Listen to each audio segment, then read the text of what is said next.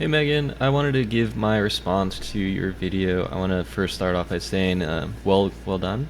It does make a good point of how going through some of these pathways, glycolysis, oxidation of pyruvate, citric acid cycle, all the way to the electron transport chain and ATP synthase to make the ATP that we need in our body. But there are a few things I just want to point out, and that is where some of these biomolecules come from. For example, NAD plus, which we need, shown here, to make the NADHs that are necessary to create that proton gradient in the electron transport chain. So that is very important, NAD plus as well as FAD, so that we can oxidize molecules to then create that NADH, FADH2, those electron carriers. And where we get those NAD pluses, for one, would be directly from the electron transport chain.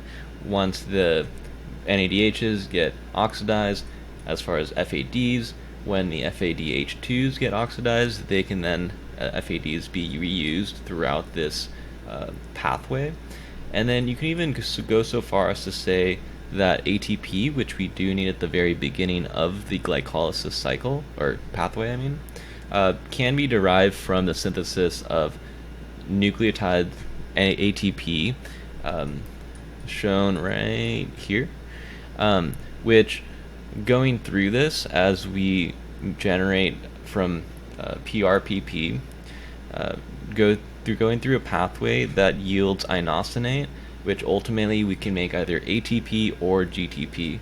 So going through this nucleotide synthesis pathway in order to derive ATP that we can then further make more ATP through this glycolysis pathway.